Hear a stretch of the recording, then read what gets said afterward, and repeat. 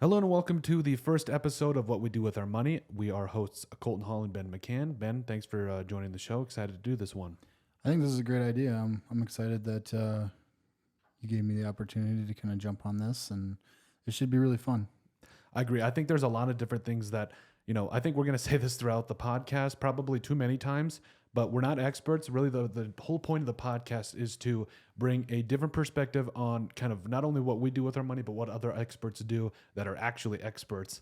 And so I think that's going to be the really fun aspect part of this too, is saying what we've done, but also what others have done, just to bring another aspect of investing, saving, and whatever it is that we're talking about. So I'm excited too. So quick introductions. Ben, I'll let you kind of start first, kind of tell us a little bit about yourself, what you believe in money, or like kind of the thoughts you have about it, and just kind of give us a general overall history. So my name's Ben. I'm really excited to be part of this podcast because I think there's definitely an audience that needs this or likes to hear about it. I love listening to money podcasts, even when I was horrible with money, and it kind of made me realize how bad I was with money. Yep, same. But started my first business when I was like 18. I was a freshman in college, and I started selling T-shirts. So did on my own designs and stuff, and then we'd send them out. They'd make them, and then they'd sell them on their website. And it did pretty well. And I think that's what made me realize that you don't need a 9 to 5. I did do the 9 to 5 until I was probably 30, and then I started my first business, and it's just kind of grown since then. I think now I have 4, and I get into the rental property a little bit, but not the traditional way like Colton's doing. So we can talk about that a little bit later. Yep. But realistically, like my whole outlook on money changed when I toured the Merc in Chicago.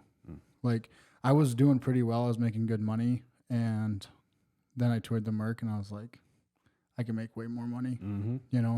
Stocks, stuff like that really interests me. So then I just gravitated towards that and just read anything I could about it, and listened to any kind of podcast or anything about it. So that's kind of what really grew me with my money. Definitely need to learn how to budget better. Colton is amazing at that. Some days.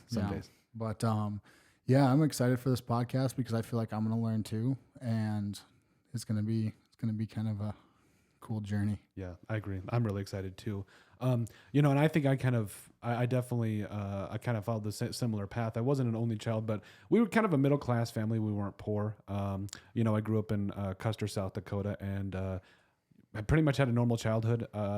Middle class family, like I mentioned, but also I feel like we, as I went through high school, my parents owned a business, and that was kind of my first glance at seeing other people own a business and seeing what it could do for them. They did very well when I was a sophomore. They ended up selling the business, or it dissolved when I was a senior.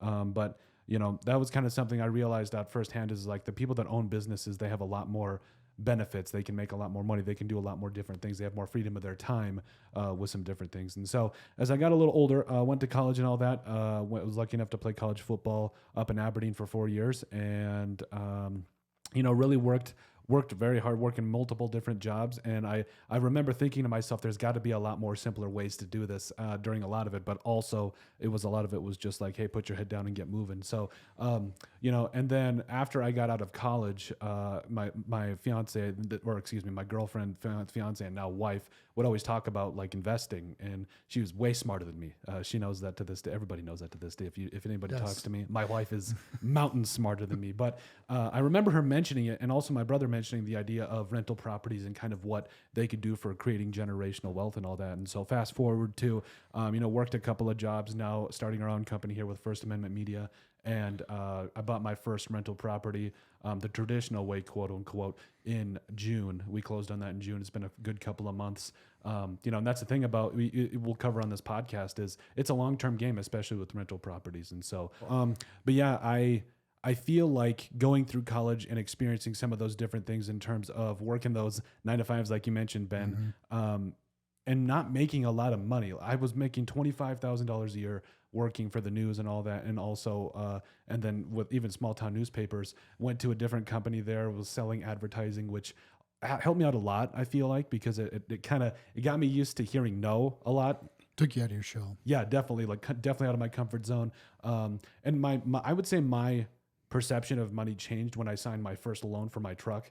It was a $7,000 loan at 7% interest. I did not have a lot of I did not have any say in it. I was just kind of, my mom brought me to the bank. We signed the papers, and working my first job, I was only making $25,000, but they also gave us an incentive where if you could sell, you could get 5% back. You could get 5% on anything you sold. So I went to town on that loan, and it was a 4-year loan. I think I paid it off in a year and a half on a $25,000 salary. So if that kind of gives you any idea, I was selling. I was finding any way to get extra money to be able to pay it off. And is that the same truck you drive now? It is. It is the same truck. It is.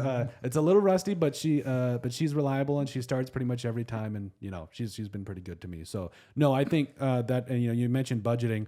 I actually was growing up, I was pretty good at budgeting and all that, but I'm also the kind of guy that I'll spend a little bit more money on quality stuff. I don't think you don't have to starve yourself. That's not the way that we look at it, or me and my wife look at it. It's like we're still going to feed ourselves. That's not an option. Like, we'll never starve ourselves, but like the trips out to get ice cream or trips out to eat, we'll cut back on that. But I think it really relies more on, okay, if we sacrifice for the now, it'll really help us out in the future. So yeah, so you're not a Dave Ramsey beans and rice guy. No, God, no. Like we want to be able to eat and enjoy what we eat. Like when we got married, we went to Carmel for a week down there in California in Monterey.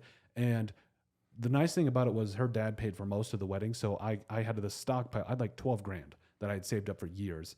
And we ate like kings for that entire week, like kings. And that was kind of something where I think we both kind of realized that if we can budget correctly, if we can not just work our 9-to-5s, but also look at ways to make more money, we can eat like kings for the rest of our lives, but also help others. Like we want to start our own nonprofit. We want to feed people. We want to help people. So I think that's kind of the way we look at money. It's like, it's not just about building generational wealth and having the freedom to do what we want. We also want to help people too, so. Yeah. And I think that is part about building generational wealth is helping people. Yep.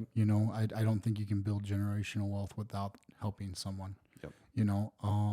But that is really cool how you and your wife work together with money. Cause I do know me and my wife work really well together with money too. It's an open conversation.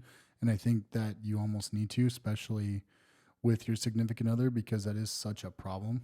So yeah, my wife owned her own business as well. So I think that's where we really do well together, because she understands what the time it takes to grow a business. And like when you first start a business, you're not a millionaire.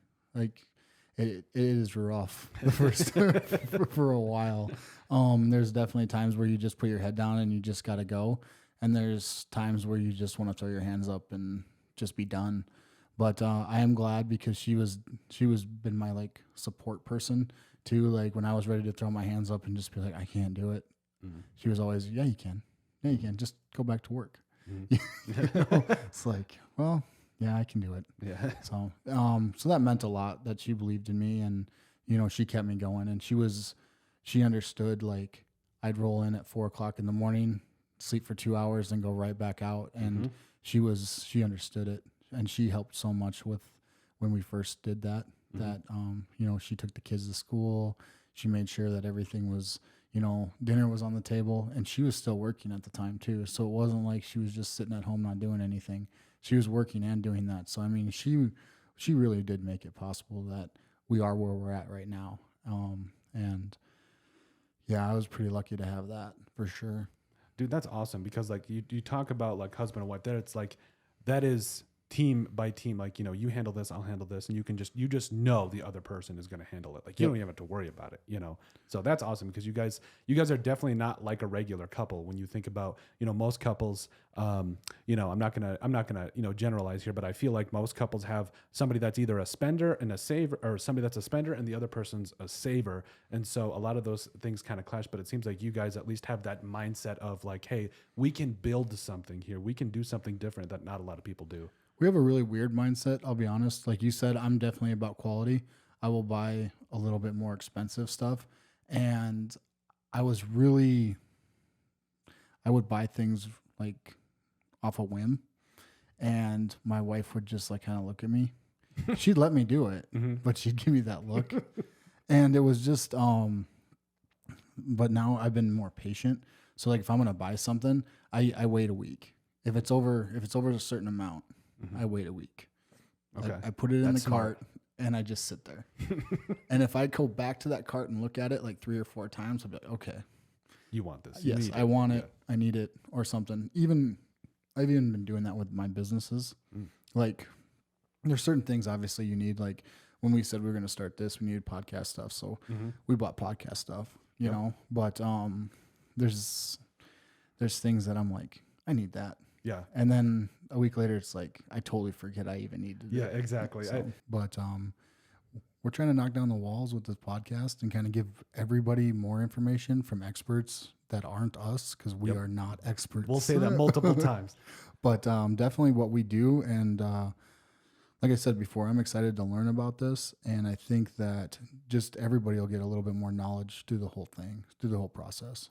Absolutely. I 100% agree. So, yeah, that's pretty much it for the first episode of What We Do With Our Money. We'll be back talking about rental properties and kind of the benefits in owning them, and kind of the expenses and, you know, everything from a legal standpoint. You know, and we're really going to cover everything about rental properties and kind of our attitudes about it in the next episode. So, Ben, it was a lot of fun, and we'll see you next week.